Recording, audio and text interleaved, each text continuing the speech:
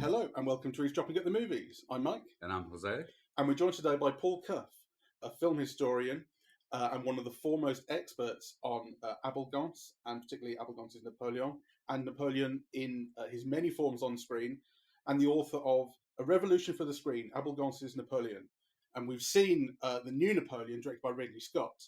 So it's an opportunity to speak to someone who's an expert on one of the great versions of it and see how it compares and that sort of thing. Hello, Paul. Hello.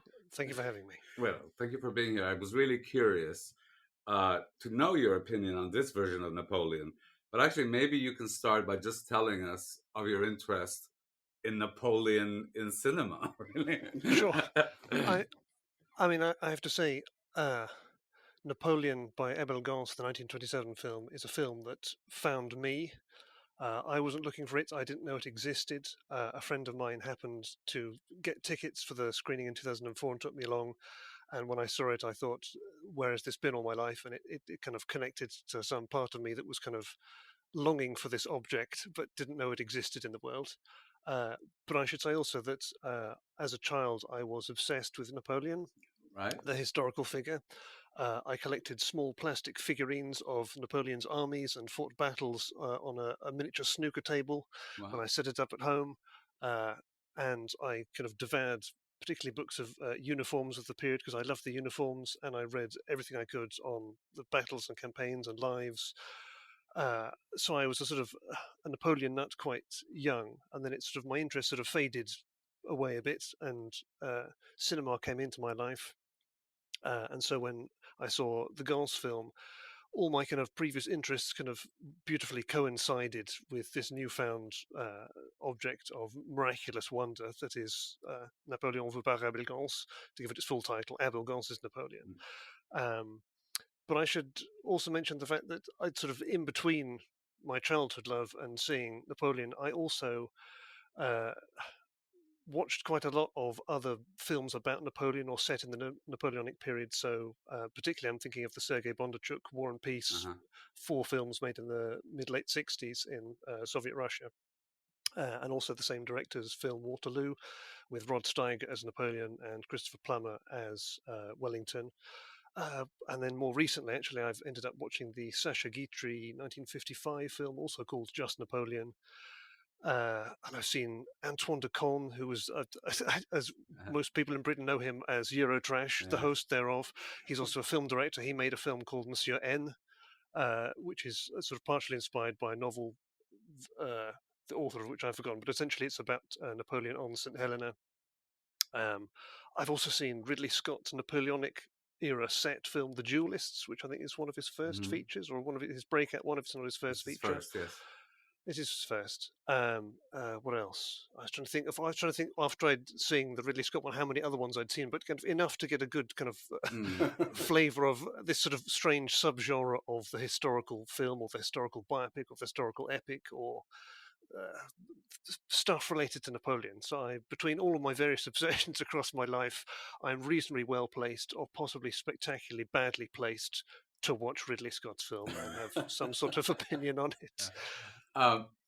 There's also the Brando version, Désiré, I think, which I've not seen. I think it's one of the famous ones I've not seen. Yeah. And also, is it Maria Walenska with Garbo, with Charles Boyer playing Napoleon? Oh gosh, that's the other one I've not seen. Yeah, yes, again, it's strange. The ones I've not seen tend to be the ones which are more about the romantic Napoleon. Yes, or it's got melodramas rather than kind of historical epics. I think my kind of crude, childish self likes big things and blowing up and cannons and smoke and spectacle on a huge scale. So those are the kinds of films that attracted me as a child. And I mean, Gance's film is much more than that, but also the spectacle of it. It is the most spectacular in many ways of all the kind of Napoleonic films. Yeah. And again, from the advertising of the Scott one, that seems to be, at least in part, how it is selling itself, amongst other things. I think we're not going to have too much of a comparison with the Gance film because it's so long since I've seen it. Mike hasn't seen it, And besides, it's just an incomparable work of art, really. So there's almost kind of like, not too much point in drawing a direct comparison throughout the film. Yes. But actually, before we start talking about Ridley Scott, I would like you just to tell us about, some of the achievements of that extraordinary version, just so we have that Sure. loosely in mind. Well, so to start with, perhaps it's worth saying, firstly, the title of the film, as I said, is Napoléon vu par Abel Gance. So it's usually translated as Abel Gance's Napoleon, but actually more literally, I think, and more interestingly, you would translate it as Napoleon seen through Abel Gance. Mm-hmm. So it is both history, Napoleon, and it is also Abel Gance giving you a kind of subjective vision of Napoleon. And his aim was to show the young Napoleon up until kind of the very kind of first military campaign he got involved with. And the film ends in 1796, so just as he's starting his kind of rise to real fame. And Gance originally wanted to make 6 films spanning the whole of Napoleon's life. He got 2/3 of the way through his first screenplay and spent the money for the entire series, and ended up with a film that was 10 hours long. So it was kind of this unbelievably elaborate and kind of madly grandiose vision, which he never realized. I mean, he made, I was going to say, the other thing I've seen is all the other films that Gance made after Napoleon, which were either remakes and reworkings of the material of the first one, or I mean, all of them are increasingly mad and awful and chaotic. Until 1970, when he made his kind of final reworking, which uses footage from all his previous versions into a kind of very awful, terrible kind of 4-hour concoction at the end of his life when he's reflecting back on his own films. But in the 1920s, he wanted to make the whole span of Napoleon's life, and he would kind of have different actors for each of the films. So it wouldn't just be one actor kind of being made to look old. It would be kind of older actors at each stage. And in the first film, essentially the first episode of 6, which is the only one he ended up making in something like the form he wanted to, his vision was to show that Napoleon was the last in a long line of idealist Republicans, the first of whom was Jesus Christ. And those are Gance's words. So that is his mission statement. That is his thesis, that Napoleon should have been the savior of not just France but Europe, and ultimately kind of the ideal, which was the universal republic. So all kings and kingdoms and empires kind of just demolished, and a kind of universal kind of fraternity declared across the entire world. That was Gance's vision for the future. He wanted to involve the League of Nations and actually create this in some sense in reality through cinema, by making kind of people realize that their own kind of nationhood and individuality was kind of meaningless unless we embraced one another across borders, nations, and so forth. And so all of this kind of mentality went into his film about Napoleon, and he filled it with every conceivable form of camera work and editing, and it's got kind of the most ludicrously complex montages, which end up with single frame cutting to kind of hurl you into the past to make you feel it. It has what we, for the sake of ease, call handheld camera work, but of course the cameras being hand cranked were so massive he couldn't hold them by hands. They're chest mounted on a cuirass that the cameramen walked around with these incredibly heavy things. He built steam-powered motors to put cameras on horseback, so you have the perspective of the horses going along. He kind of put a camera on a massive pendulum swing so it could swoop over his extras to give you the perspective of a metaphor of a wave. And multiple superimpositions, and in the final sequence is split screen, so 3 35mm cameras synced up side by side to give you either a panoramic view of it's twice as wide as modern widescreen. It's 4:1, the ratio, as opposed to 2.35:1 or whatever.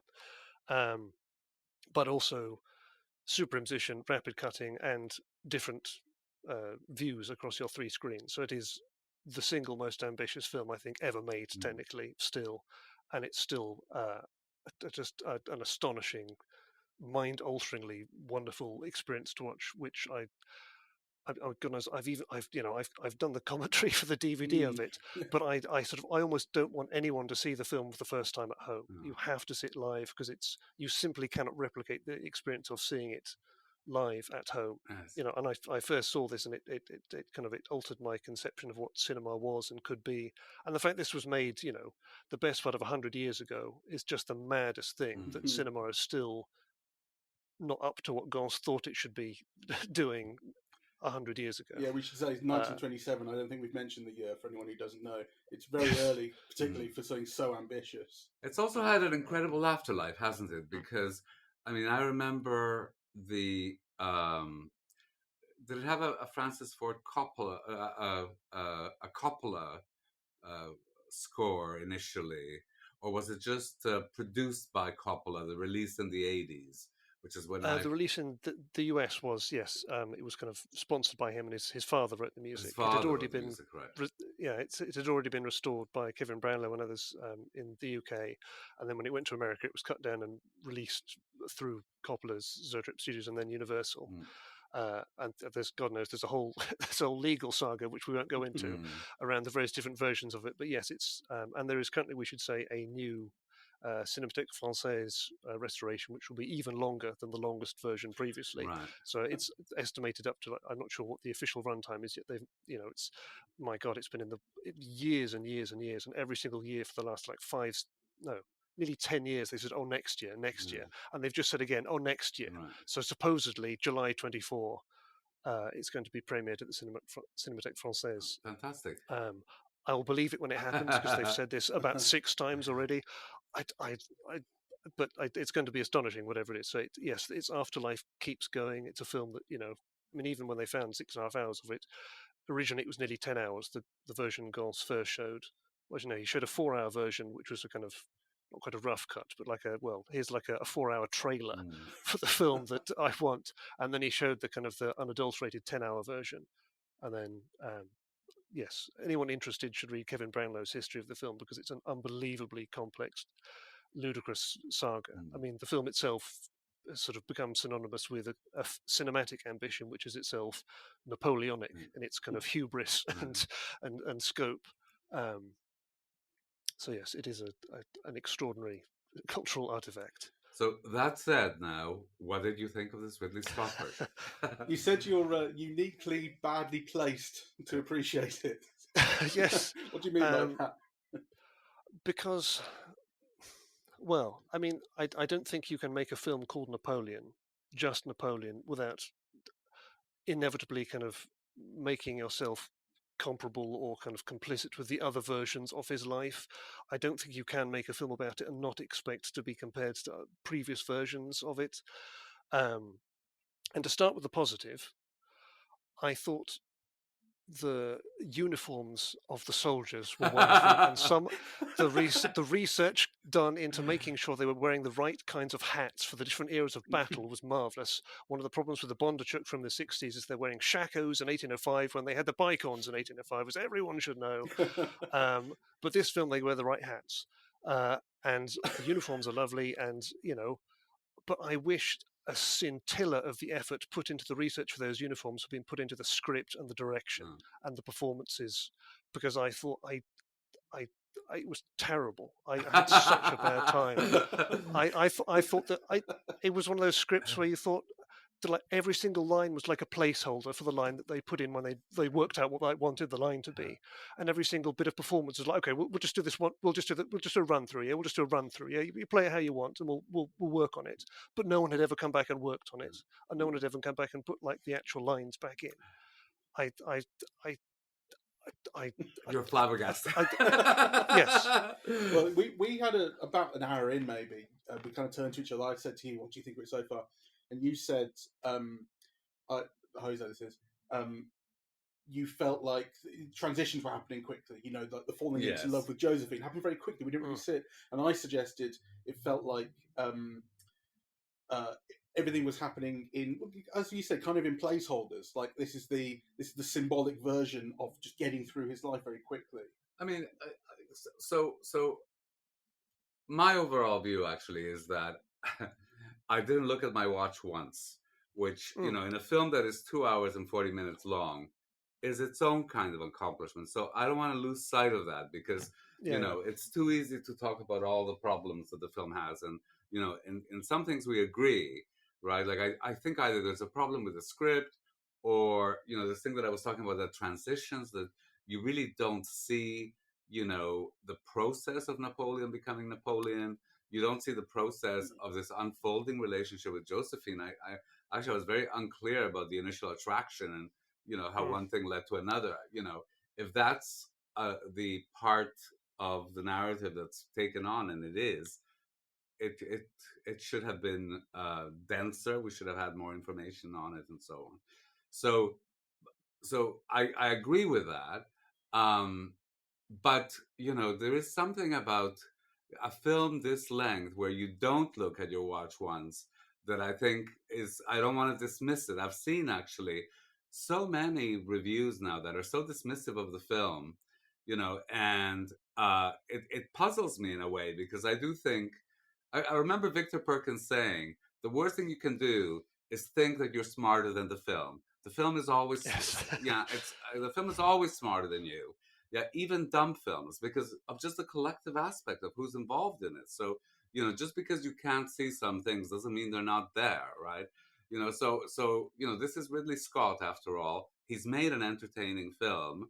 Yeah. So then now, why is it arguably, we'll see what you think, Mike, but in my view, merely an entertaining film? Or did you not find it, were you just too annoyed with it to find it even entertaining? Well, no, I mean, I have to agree. I didn't look at my watch once either, and I have to say, I mean, I was quite on a very basic level. I was perfectly happy to sit there for 2 hours and 40. I didn't feel fidgety. I just it kept moving, but at the same time, inside my skull, my mind was just started rotating around, doing a lot of the work that the film should have been doing for me. And kind of filling in the gaps and trying to work out also. It is bad history, but I don't think that's a problem with any film. I don't mind bizarre accents. I don't mind any. I mean, all of that is kind of irrelevant for the film. I don't think any of that is important. But if you're going to change it, you should be doing it for a definite purpose, to make it dramatically, for the sake of the film, work better in some way, I think. And I don't think it was doing that. I don't know if we could just spend a moment on that, Paul. And sorry, Mike, we'll get back to you, but happy to let this. I'm not a Napoleon expert by any means. Can't continue. One of the things that has been really annoying was that kind of supercilious, superior kind of downgrading of the film. Oh, this didn't happen, and this didn't happen, and there was nowhere near the pyramids. And you do think, who cares? I mean, when you talk about von Sternberg's The Scarlet Empress, is the first thing that comes to your mind that it wasn't historically accurate? No, it's absurd as an argument, right? Like, I think it really is. You're not making a documentary about it. It is a fiction film. And we're used to the conventions of a fiction film. We expect some accuracy, right? Like, you want to see a period kind of evoked. But actually, the audience is not a historian, and it's not going to be judging you on, whether the right uniforms were used. Though obviously there will be a small proportion who know those uniforms, who will. But most of us don't know, don't care, right? So, the historicist argument, I think, is a truly banal one, which I'm shocked, that 100 years after one thought this argument had been responded to, that it still periodically crops up, as it does in this instance, I think. Yes, absolutely. I mean, I would argue that it's historically accurate enough not to take you out of the narrative that it sets up for itself, right? So now, Mike, your response. Well, on the press tour, just on that point of historicity, on the press tour, which has been ridiculously entertaining, Ridley Scott has been batting away these accusations of historical inaccuracy by saying, when historians say to me, this is inaccurate, I go, were you there? Well, then fuck off. And before the film began, I was kind of thinking, how can the film possibly be as entertaining as everything Ridley Scott's been saying in promoting the film?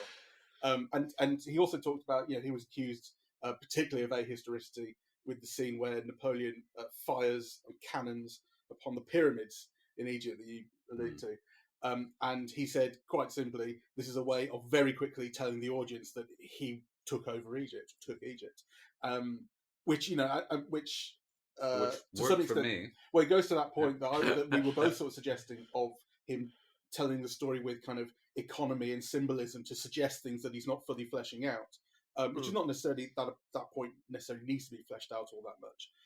It was more important, I think, in the case of falling for Josephine and so on. When it comes to my overall experience in the cinema, I was a bit fidgety. I did check my watch. I didn't find the film that compelling, and I could tell that it wasn't just like my mood, because when it got to the battle scene, I can't remember which battle it was, but it's the one where they end up sinking everybody in the ice, which I understand is Austerlitz, which I understand itself is an anachronism, I think. Not an anachronism. What's the word? Apocryphal, if that's right. Well, it's during the retreat, the Austro-Russian army did have to navigate frozen rivers, and there was a lot of difficulty extricating themselves from it. Right. So it is factually based, even if it is not as it. But the idea of him kind of trapping them, luring them into that, is that that's what I don't know. I mean, the Austerlitz in the film has very, very little to do with the real Austerlitz. Right. It was. The Austerlitz is famous for the sunlight of Austerlitz because it was a foggy battlefield which helped Napoleon mask his troop positions and kid the Russians into making a wrong move, and then he therefore kind of broke their centre and scattered their forces. And as he was doing so, the fog lifted and the sun rose over the mountains in the background, and everyone, the whole army, remembered this kind of absolutely symbolic vision. It's the sunlight of Austerlitz. That is what it's famous for, much more than anything else. So they. Yeah. So the sunlight is not what's shown in the film, but the elements of the fog and making them the army performing a wrong move and being taken advantage of. Yes, that is incorporated into that scene. But what I could tell, that it wasn't just my mood, is that during that scene I was completely engaged. The build up to that battle, seeing everyone kind of move into position, where's everything going to go. I was hooked, and the film has moments like that. I was pretty much hooked throughout Waterloo as well. I think those really, really worked for me, which is why pretty much everything else not working for me, I think, speaks to there's just something not working in the film. I think there is a lack on. I kind of, because I don't, I know the figure of Napoleon, but I never really studied him by any means. I don't know all that much about him, and it's not like I went into the film expecting to learn, especially given all that context from the press interviews about this is all we just made this up. But I think it's important because for me the central failure of the film is that you don't know who Napoleon is. This is it. Yes. I mean, I don't even know essentially what his plans are, what his intentions are. He talks about wanting peace, and there's a kind of irony in the way that peace is coming through endless war. But is it that he wants to take over the world? What does he actually want? I get very little idea of that through the film. Well, I think it's even more complicated than that because partly because they cast Joaquin Phoenix, who must be 50 now. You don't get a sense of the young Napoleon. How did a young Corsican minor nobleman become Napoleon, right? Yeah, and then what were his wishes and desires when I don't get a sense of that. Did you, Paul? No, I think that's none of the history matters at all if you have a central thesis of your own to propel the narrative, to propel the script, the story, everything. And that's what this film didn't have. So I mean, it keeps moving along, but at the same time, you don't know what it is that's propelling you forward, other than the fact that time must pass, and we've got to cover this whole lifespan. And I need to get rid of my cookies so I can therefore get my second free New Yorker article of the month or whatever, so I can go back and reread an article, which means that there was a piece essentially, I think it was kind of about Ridley Scott and Joaquin Phoenix, kind of like 48 hours before things began. Joaquin Phoenix said, I don't know who this character is. Can we please meet and go through it again? And that's what the script feels like. It went into production without anyone quite knowing what your thesis of the film was. What is the point of the film? What is your view on Napoleon?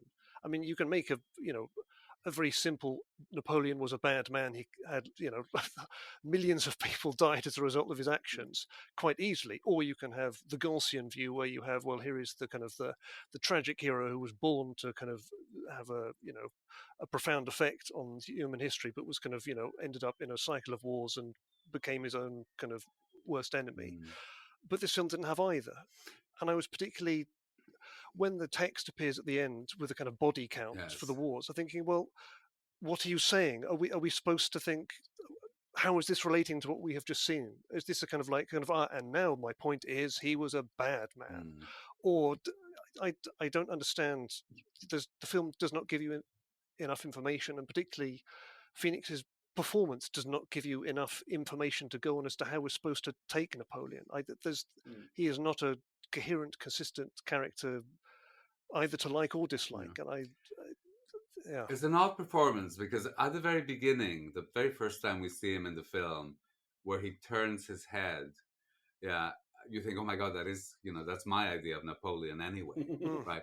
But he's such an odd and very interesting and sometimes compelling actor, but he's always a bit distant. I never felt in this film that you actually got into his head at all, right? Which is a real problem because, Napoleon is so iconic that, a large part of a European audience will know about him, will know the loose outlines of the life, will know the hat and the face. Yes. What you want to know is the person, what actually is going on inside that head. And actually, I think Phoenix's performance never lets you in. And I think the other problem, I mean, again, I would be absolutely fine with a film which gave you a complete distance between you and Napoleon. If the point of Napoleon was he was in some way inhuman, that in itself is a kind of a thesis which you could make something of. Sure. I mean, part of Gance's film is Napoleon's character's journey is from, someone who falls in love, who has lots of feelings, who eventually becomes more and more detached from human life because he becomes a kind of symbol of himself. He becomes the hat, the silhouette. He goes from being, and this is a distinction lots of writers and historians have made, since the 19th century onwards, between Bonaparte, the young man, and Napoleon, the emperor, the man who betrayed the principles of Bonaparte. So you can have that journey to this kind of person who is somehow detached from his kind of real human self. So again, a film which was kind of just showing you that kind of distant, kind of inhuman Napoleon would be interesting. But this film isn't doing that either. It's giving you a lots of kind of scenes of his intimate life, and yet you don't get any sense of intimacy. And it's it was a really awkward performance. There were lots of scenes which it was kind of going for humor, which I found quite awkward. I mean, there were a couple of, I did laugh at a couple of points. I love the bit where he says, "Destiny has brought me this lamb chop." I thought that, and I wish there'd been kind of more scenes where the comedy kind of like the jokes landed. But so often it was just a really awkward, like it was searching for a way into the character, literally on screen. Yes. With that, you didn't go into the film already with a kind of a character fully formed, and at the end of the film, he quite literally just topples out of frame, and that's it. And you still don't know him. You still don't have a view on him. You still don't know what the film's view on him is. Yes. And that's a really dissatisfying way to leave a film. What did you make of Josephine? It's Vanessa Kirby, isn't it? And this, because it was going to be Jodie Comer in the original casting, and then she dropped out for whatever reason. And again, she did her best with the script, but I found her performance quite awkward as well, particularly the bit where they would the divorce ceremony, where she was sort of laughing at the line she was being asked to read, and it looked. The whole scene was so awkward, but not in a deliberately awkward way. It was just a kind of, right, this is my first take of the scene. I'll do some things and we'll go from there. But that was it. I mean, I don't want to bring up history, but also my issue with Joaquin Phoenix being, I think he's 49, 50, and him being not really that much different physically apart from his haircut and clothing across the film. And of course, he was several years younger than Josephine in history, but he's a 50-year-old man throughout this film, and that the dynamics of the relationship don't quite work. because the film does obey some of the laws, in Napoleon being a kind of gauche outsider and she being a kind of well-to-do socialite who's had numerous previous sexual and romantic relationships, including a marriage and children. But he is an older man on screen, and it's the film never quite negotiates that adequately enough, or it doesn't either ignore it well enough or deal with it well enough. It just sort of, again, it doesn't have a handle on what it's giving us, and it was just, and I get the feeling, kind of, aside from the kind of battle sequences, that was supposed to be our kind of our through line through the film, was their relationship. Absolutely. And it was a real problem that it never quite gelled into, okay, is this meant to be a real loving relationship that is kind of sullied by his ambitions, or is it not meant to be? Is it a kind of cynical arranged marriage, as it were, for the sake of her, keeping her place in society, and kind of him using her connections to get promotion and so forth, which is absolutely how the relationship is used in other versions of his life in cinema. There's a line where she says, because he kind of humiliates her and says something like, without me, you're nothing. And then she turns the tables on him and says, without me, you're nothing. And I think that becomes the leitmotif of the film, that actually, as soon as a divorce happens, his career and his status and so on unravels, right? So I think that the film does follow that line of, without me, you're nothing. But actually, we're never shown, why is he nothing without? What does she do for him that makes him, win battles or, win thrones? I mean, that aspect. The implication I took from that scene is, essentially, there was a kind of transgression to it of the most important figure, sort of this thug to some, violent, winning battles and so on, but he's nothing without this woman. But what you say about her connection socially and that sort of thing is not an impression I got at all from the film. That if that's what she means by that, in some sense, that's not what I got. What I took from that was it's the romantic thing, is that I can make you weak. You know what I found most what took me out of the film the most upon the introduction of Josephine, and this is maybe to contradict myself earlier about historical accuracy, was her hairdo.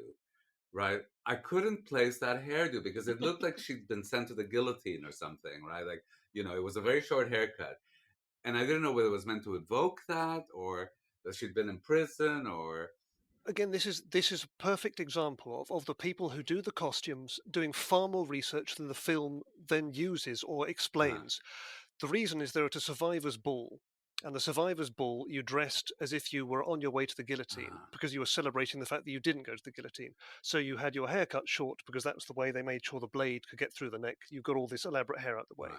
They wore kind of very thin red ribbon around their necks to symbolize the red slice of the head. And all the people doing the costumes have done their bloody research, and they know what all this means, so they dress everyone specifically, but neither the script nor the direction either explains it to us to say, hey guys, this is what this means. Well, the script contradicts it, because, the film begins with Marie Antoinette, and she's not with all her hair. Yeah. Yes. So, yes. And again, I mean, the opening scene also reminded me of the Napoleonic film that Joaquin Phoenix is in that's better than this by a long way, which is Quills. Which is Philip Kaufman. It's from 2000. It has Jeffrey Rush and Kate Winslet. And it's a marvellous film, and it's about the Marquis de Sade. And so the first images of the film are kind of a woman's head of hair being brushed back with these kind of leather gloves, and she's kind of sighing, and it's this kind of close-up, and you think she's kind of being, having a marvellous time off camera. And then it's pulled back, and you realise her head's being put in a guillotine. And then you watch it being cut off, and then you cut to de Sade watching from the window. And it's this perfect, that's how to use a guillotine sequence in a kind of an unusual way and make it kind of really disturbing and erotic, and kind of, it's marvellous. And in that film, Joaquin Phoenix plays the priest in charge of the asylum, who then falls in love with Kate Winslet, but she's killed, and then he kind of essentially has sex with her dead body. It's a fictional film about de Sade's demise, told in a manner akin to de Sade telling it. The film is a kind of de Sadean take on de Sade. It's really wonderful. Fantastic screen death of de Sade. He chokes to death on a crucifix. It's wonderful, wonderful. I was thinking of that again. It's like how to use kind of a limited budget in a Napoleonic setting. It does have Napoleon is in that film. He's played by Ron Cook, and the loads of lovely, marvelous jokes of him sat on a throne with his legs kind of playing in the air because he's not tall enough for his legs to reach the ground. And there's like he's on Napoleon in that film is on screen for 10 minutes, but you have an absolutely clear idea of who he is, what he stands for, visual jokes, iconography, everything. Jobs are good in 10 minutes, perfect. And yet the Scott film is 2 hours 40, and you'd never have that even as a kind of a joke on his iconography working consistently. I did think that one of the successes for me in the film was the way that it looks. I don't know if you agree, but actually I thought it was one of the best looking films that I've seen recently. And you can see that Scott and his cinematographer have a painterly eye. And I was thinking, just a random thought that it's so interesting because he does have like a painterly eye, and he's reputed to do sketches, of everything, of every shot and so on. And yet, in a weird way, it's not a cinematic eye.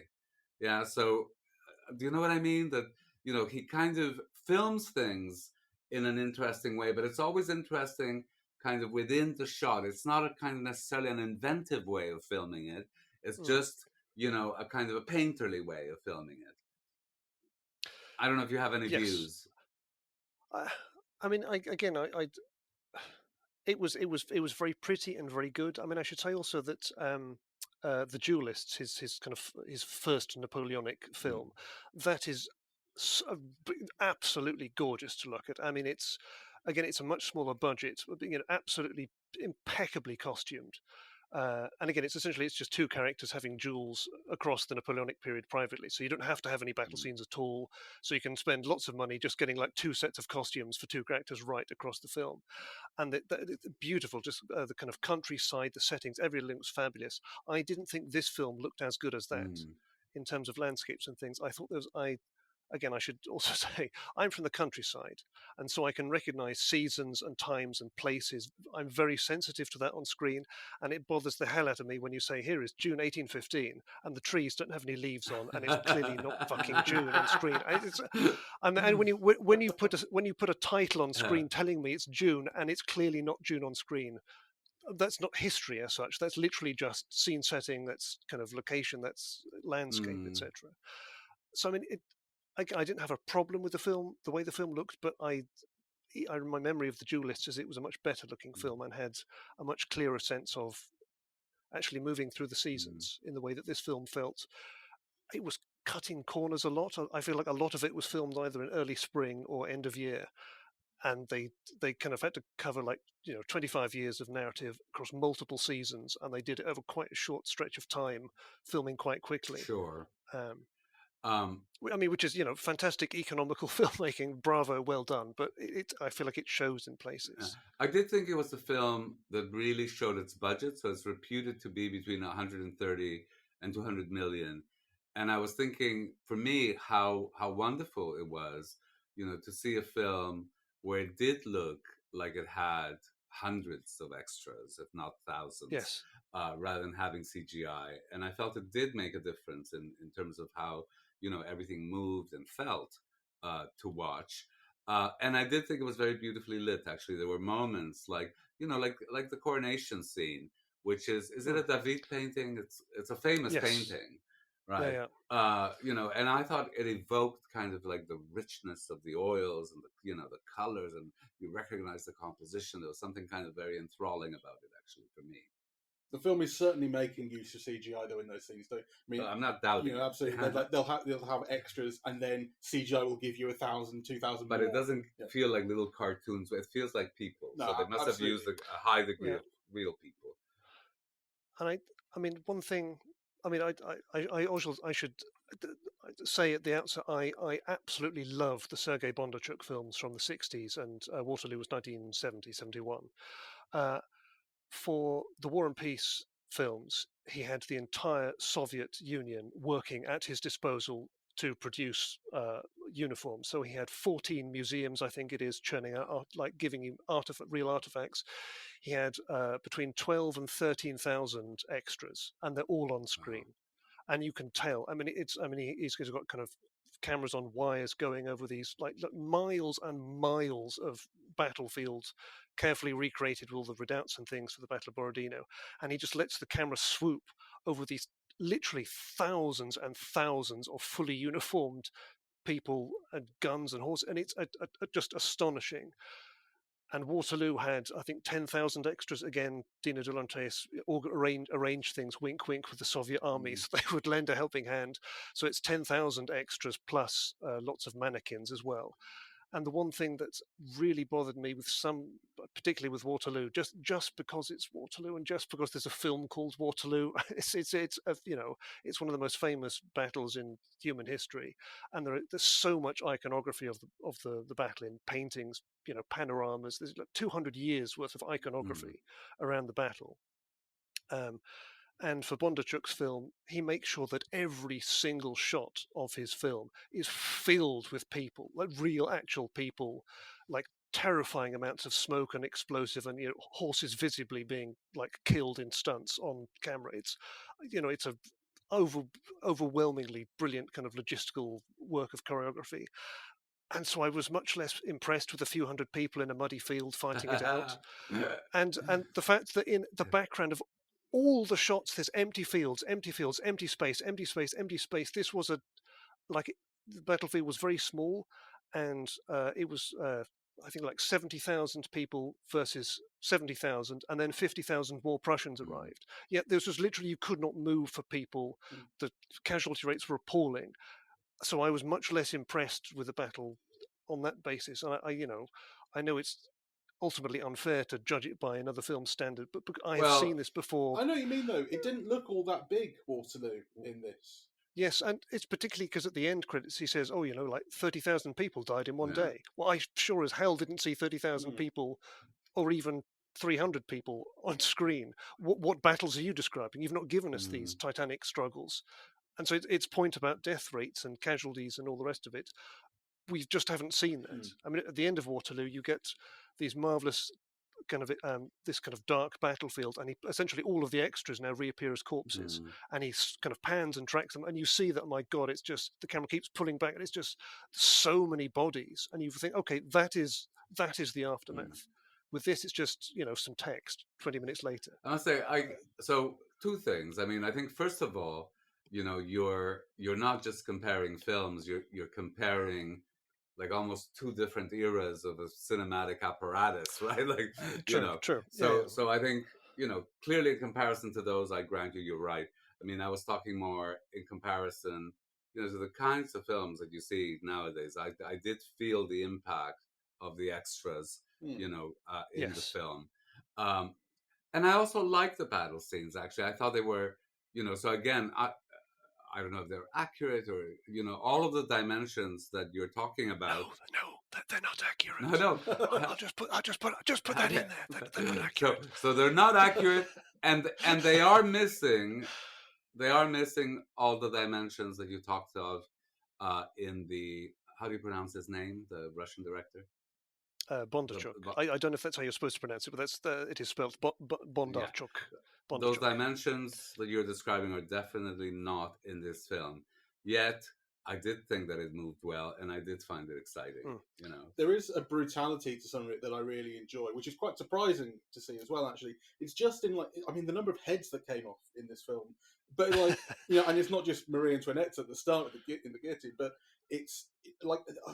I think it was in Waterloo, a cannonball takes someone's head off in like the lower left of frame in a scene which has hundreds of people, and I noticed it, and there's a flash of red blood. And you go, wow, that just happened in the corner of the screen. Like, it's some real, at the start, when Napoleon rides into battle and his horse gets blown apart, Yeah, I thought that was great. Yeah, and a real surprise, because you don't see that so much with animals. Kind of brutality towards humans is one thing. You tend to see it relatively little with animals on screen, and so that was quite a shock and a kind of introduction to some of the things we would be shown.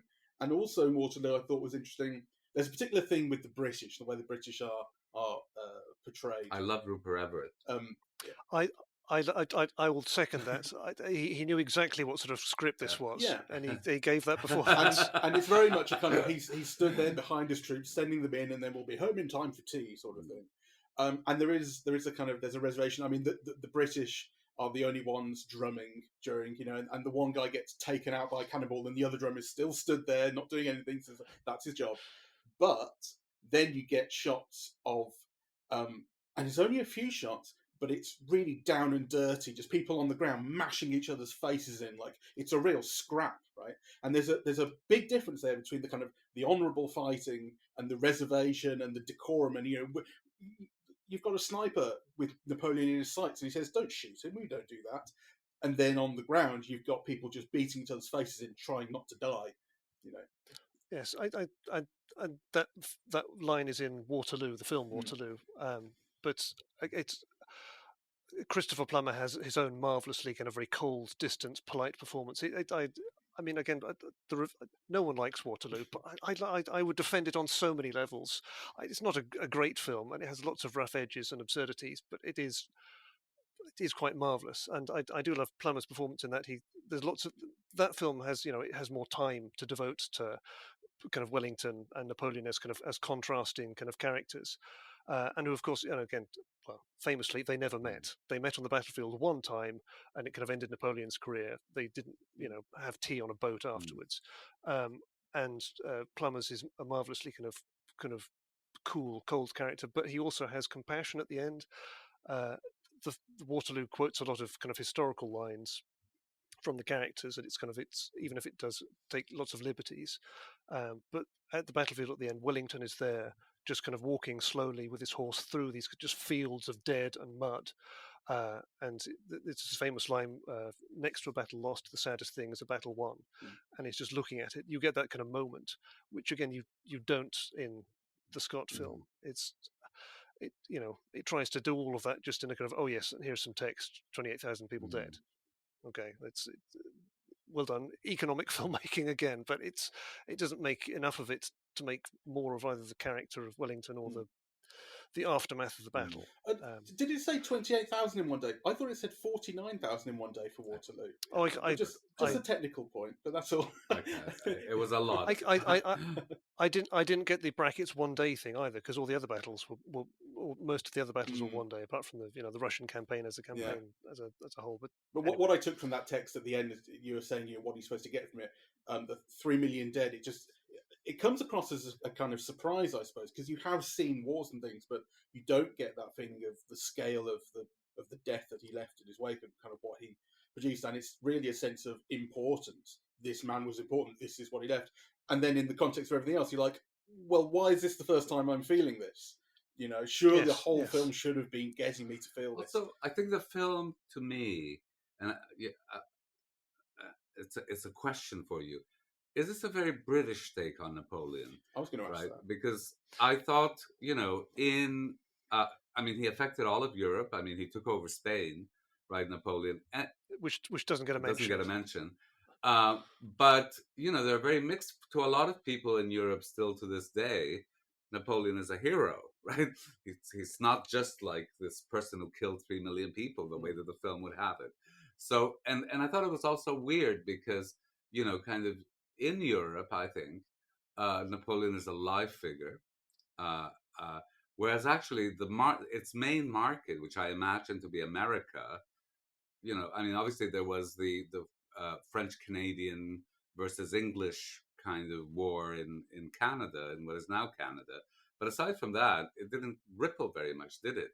So I can't say what an American audience's stake in this story is. No. I think the only stake historically is the fact that Napoleon sold Louisiana and what is all like the whole of the mid-south of America to America, which had big repercussions, but was ultimately that was done through lawyers. Right. It was paperwork. It wasn't anything more than that. But yes, the trouble is I don't know what opinion this film has about Napoleon in order to answer that question, to see if it's a very British view of it. I would say I feel like Rupert Everett's performance is a wonderfully unsympathetic version of who the British are, and you get the ambassador earlier in the film who's also kind of, he has no manners, and it's a kind of all the the very few British kind of commanders or kind of people you see of a higher rank are just sort of snooty caricatures. So I don't feel the film has any particular sympathy with Britain either way. It felt to me like self-deprecating humour, that stuff. I laughed at it. I recognised it as the joke about what we're like. But the joke about what the upper class are like, yeah, which I think is also different. So I think there is a kind of the upper class, the king, the ambassador, and so on, are captured in a very affectionate way, in a way that the joke does land, or the character works. It worked with our audience anyway. But I'm thinking more just about the point of view on the character and the life. Yeah, which to me, that ending makes it seem, well, that's kind of a very particular perspective on it. Yes, that was the impression I got from the ending, but I couldn't sort of reconcile that with what I'd been watching for 2 hours 40. I mean, in the sense that it is. I mean, I wouldn't say it was a sympathetic portrait of Napoleon. I mean, it's certainly not a kind of very kind of complex one. The politics of what's going on is very kind of sketchily kind of filled in. It gives you enough to kind of give a sort of sense of why he kind of kept on fighting, but not much more than that. I mean, all other versions that I can think of do much more kind of legwork to give you much more of a grounding in a sense of what was going on and why he might be making these decisions, for good or ultimately, for catastrophic ill for everyone essentially. But I would sort of say it is. I mean, it's certainly not a French perspective on Napoleon. It probably is ultimately a British one in the sense that it would much rather kind of tidy him away as a kind of chaotic autocrat with kind of who was a grubby little figure who did some pulled off miraculous feats of strength and arms and all the rest of it. But again, I find it very difficult to try and work out what this film's view of Napoleon is. It's simplistic, which is a kind of the British viewpoint of Napoleon. It is a very warped view of, one, who beat him, two, how much involvement the British had in it, and three, what he was trying to do, or how his actions in Europe have their context in the place of Britain's actions. Say, fine, Napoleon, destroyed borders in Europe. How terrible he went to Egypt and conquered Egypt. And well, who invaded Egypt afterwards? The British. Who then invaded India? The British. Who conquered large parts of North America? The British. Who kept on slavery 30 years after this point? The British. Who had an entire empire governed at gunpoint? The British. Apparently, we don't look at that and say, okay, in that context, how do we view Napoleon? In the same way, the Russians who, in the decades before Napoleon came to power, they made their border something like kind of 500 miles further west than it was. They occupied the whole of Eastern Europe. But Catherine the Great and her successors are not known as disgusting megalomaniacs who destroyed lives and everything. But that happened.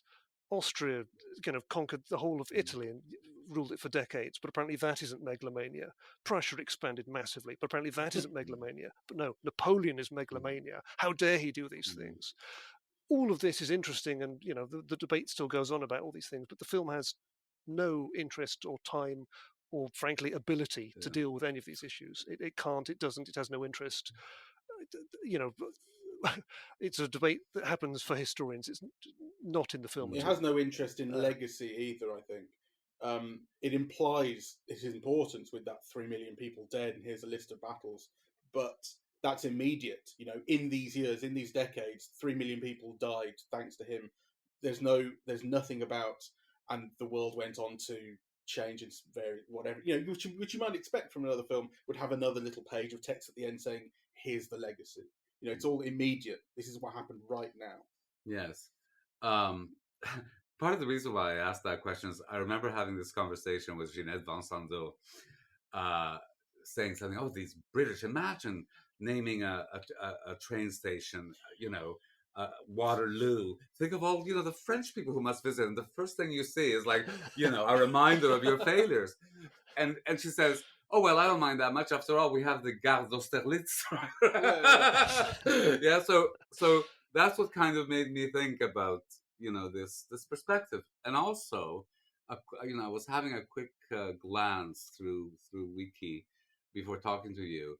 and ostensibly the response in France has been atrocious to the film. So if it's been mixed in Britain, it's been atrocious in France, right? And I did wonder if, what that had to do with, how each culture continues to view the figure of Napoleon. Another comment from Ridley Scott talking about the frosty French receptions of the film. He said, "The French don't even like themselves." Which is, I think, maybe quite a British thing to say. Yes. So, Paul, do you have any view on the French reception? Again, I think the French opinion of Napoleon is very interesting. He has always been a very divisive and ambiguous figure. I mean, obviously he's a massive presence. He's shaped so much of the French legal system, the borders of France, the way Paris look. His influence is absolutely everywhere. The Napoleonic Code, but, my God. Yes, I mean, which still influences law across the world in large parts. People adopted it even far beyond anywhere that he went. But he's never been quite a hero, like kind of embraced as a hero. He's very awkward. I mean, in parts, there's the whole religious aspect that historically France is very kind of Catholic, and the right wing has been kind of a bastion of Catholicism. So the right wing has never embraced Napoleon because what he did to the Pope, essentially, he kidnapped him and kind of forced him to do what he wanted, and trampled over various laws. I mean, he did relax religious laws and everything. He also de-ghettoized the Jews across Europe. So for many he was kind of a liberator. But the right wing in France have never liked him. Their icon is still Joan of Arc. That is their go-to kind of icon of French history, not Napoleon. But again, Napoleon's legacy is he did good things, he did bad things, and there is no kind of clear, consistent view on him. But I think there is a recognition, broadly speaking, that he is a complex and interesting figure. And this is not a complex and interesting version of him, and I think that is the problem. Not so much the particular viewpoint is the fact that it doesn't really have any kind of meaningful thing to say about him, and that I think is the issue. That however you take him, he is more interesting than this film presents him. That is the issue. That I agree with. And just out of curiosity, how do you rate Ridley Scott? Do you rate him at all? And what I'm about to say, I don't mean this. I have no interest in him. I have nothing against him. I was trying to think of what sort of films within, I don't know, the last 20 years of his that I've seen are. And actually, because I've not seen his recent one, I forget the name, it set in kind of 14th century France. Duel. That's the one. I had not seen that one. I mean, I love The Counselor.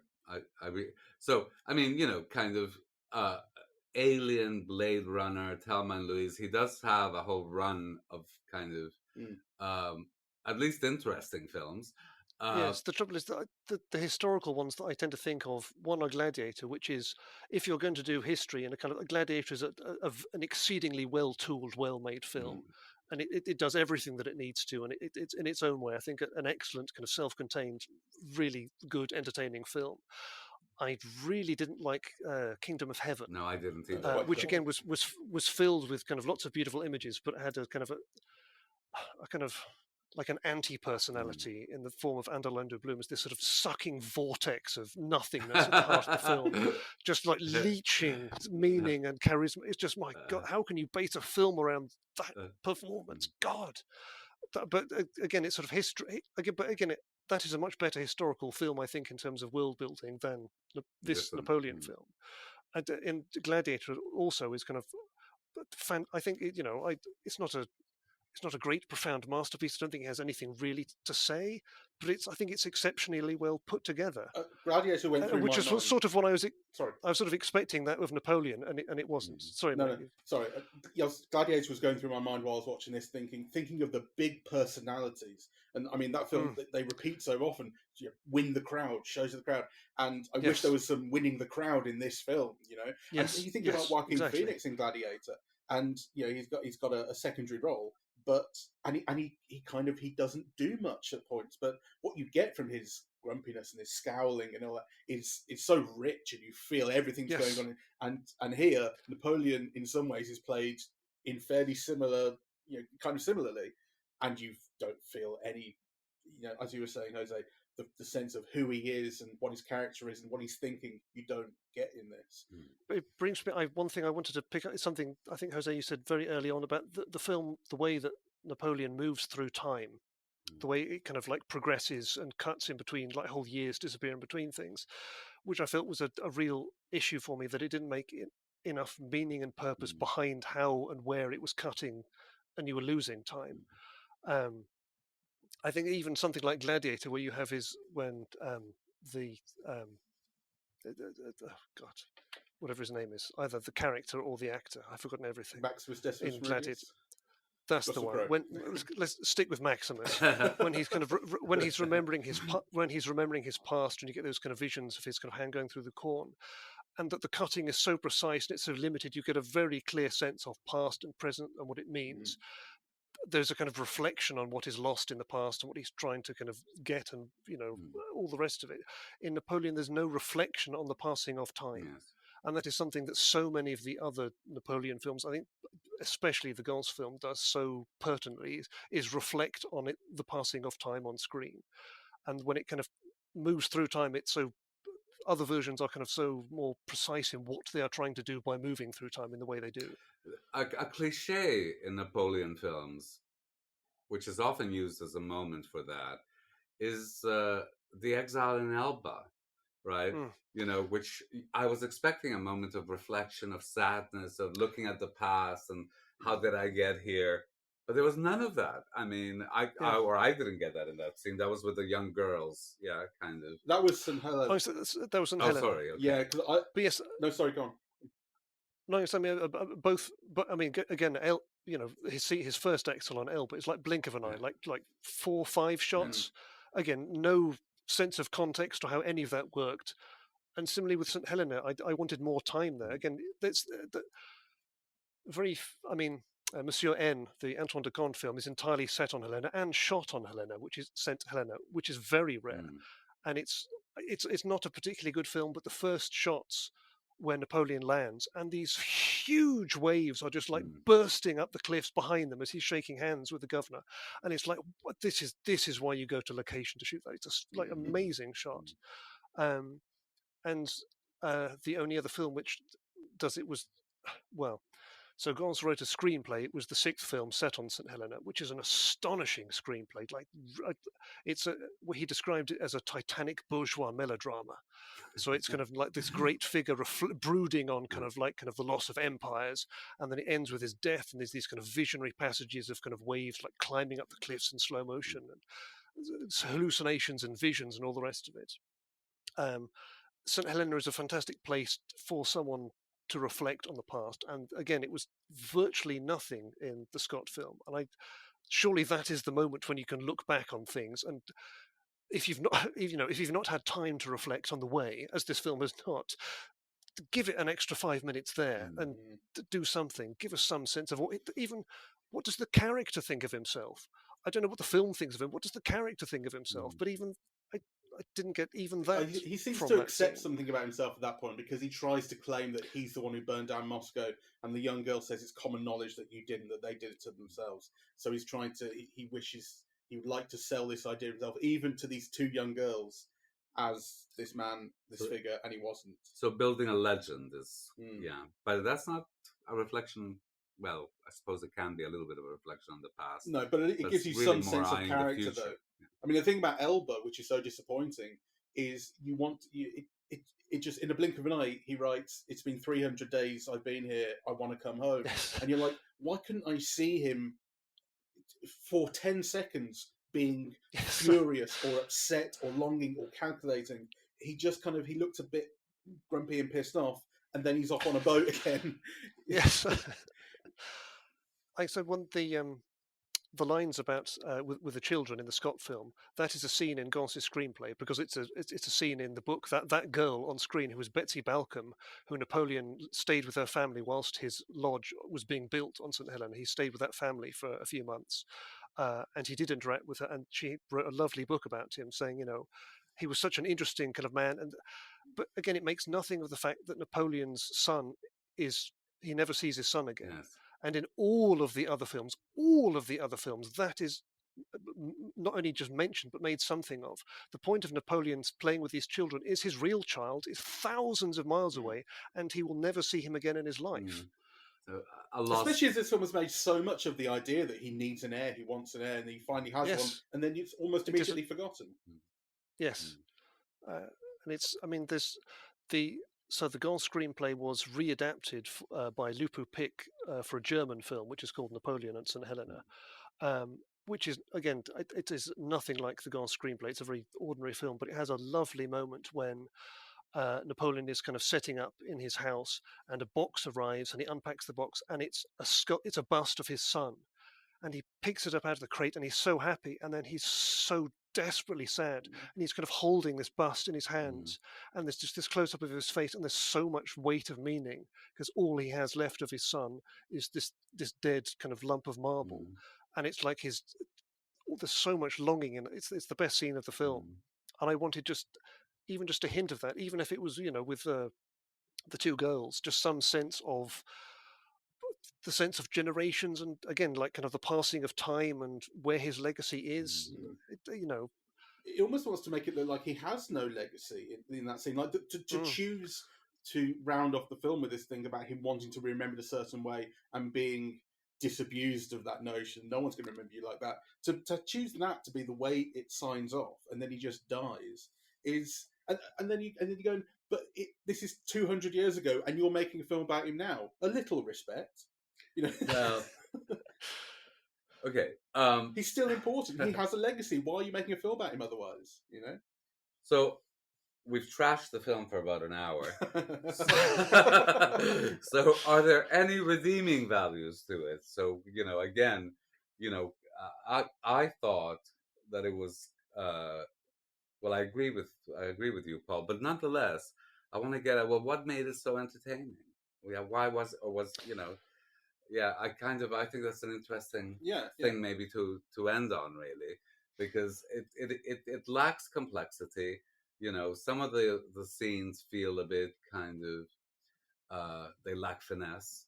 But nonetheless, what is it about this film that meant that neither you nor I looked at our watch for 2 hours and 40 minutes? That is an accomplishment, I think.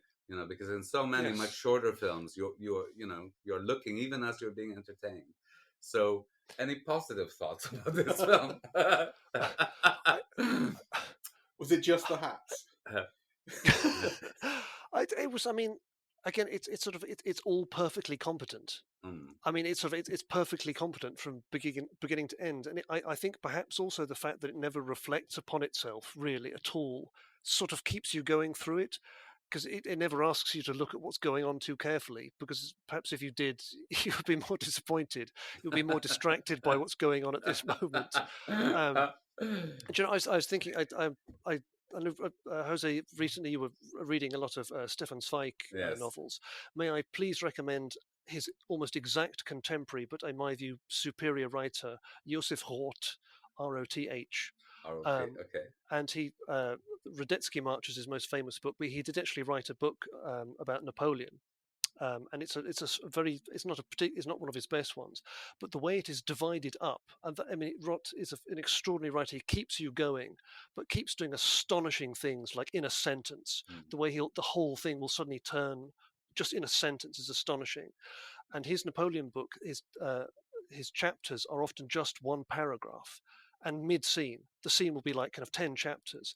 And the fact that he breaks it up into paragraphs is so significant, because like something falls to the floor and Napoleon looks at it, end of chapter, next chapter. It's like you would have to do that in a film like a dissolve or a break or something. And this film never had that, which was both an advantage, and then it kept moving, but also a disadvantage, and then it kind of denied itself any chance to make how it was going forward through time meaningful. It was like it kept like all its balls juggling in the air, which is fine, but it wasn't do anything. There was no payoff to the trick, as it were. Even an accident would have been interesting, but the fact there were no accidents at any point, fine. You get to the end of the film and you've not looked at your watch, but that is in itself a kind of problem. I almost sort of wanted like some ruptures, some breaks somewhere to think, okay, well, this is an interesting rupture. Okay. It's too the smoothness, just the kind of the endless steady pace was it's the reason I didn't look at my watch, but it was also one of my real problems with the film. Okay. I don't know if I've articulated that coherently. No, you have. Mike, do you have any? Yeah, well, as I suggested, there are a few scenes that the film comes alive for me, in which particularly a couple of those battle scenes. And I think this is really properly economical filmmaking, in the way that it's building tension and giving me kind of all the information that I need just at the right moment to say, here's the army that may be coming, here's how we're hiding, and so on and so forth. That stuff really worked for me, and it put it in contrast with everything else the film was doing, which I suppose you could also say is economical, but I kind of would more refer to it as shorthand. That, like I say, that stuff with Egypt, the stuff with the relationship. Like, I think the thing with the relationship is you just get these shots of Josephine with this sort of low cut dresses that she's wearing, and you go, wow, she's got a fantastic pair of tits, and you go like, that seems to be the way the film is condensing the attraction. I think maybe that's just my personal prejudice about Vanessa Kirby's tits, but I think she's that kind was of the fashion of the day. I think she's kind of shown off in that way. And the thing with Egypt, it's done in shorthand. He shot at the pyramids, and we just know that he took Egypt and so on. So it worked for me at times, and it didn't work for me at other times. But as I said to you, I did check my watch, and I did find myself bored, and I kind of was thinking, where is the drama? Where are we ultimately going? And when you move from, the film is constantly bringing up titles of 1799, 1812. Here we are. This is the Battle of so and so. This is the conference with so and so. And you're like, what led us here? And where are we going next? The kind of, I don't want to say it felt like reading a Wikipedia page. I think that's too dismissive. But it felt like, here's just the list of things that happened in his life. Let's move through them. Didn't feel motivated. That's my ultimate answer. Like, there are points that works, but most of the time I wanted much more. We're going to give you the last word, Paul.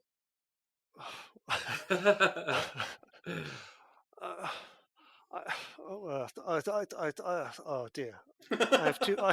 I have too many words, and I have no words. Do you think it will last? Do you think it will linger? Do you think people will remember this? No, I don't think so. I'm very depressed about everything that I've read about the film, both for good and bad. I think all of the criticisms that it's generated is so missing, like, the main points, either for pros or cons about the film, and it just sort of, it's such a kind of depressing swirl of kind of nothingness around the film, which itself is not worth any of the fuss of the criticism of historians or anyone. I mean, it doesn't have enough to make you have a strong opinion about it, which is Well, if you want to have a strong opinion, then by all means see Abel Gance's Napoleon and read Paul's wonderful book on it called The Revolution for the Screen, Abel Gance's Napoleon. So thank you very much for joining us, Paul. Well, thank you very much for letting me be here. Thank you. It's lovely to have you. I learned an awful lot. We are eavesdropping at the movies, and we are on Apple Podcasts, Audible, Google Podcasts, Spotify, SoundCloud, and YouTube. On social media, we're on Facebook and Twitter at Eavesdrop Movies, and Blue Sky, eavesdropping.bsky.social, and the website is eavesdroppingatthemovies.com. Okay, thank you very much. Thank you very much. Bye-bye. Thanks, Paul.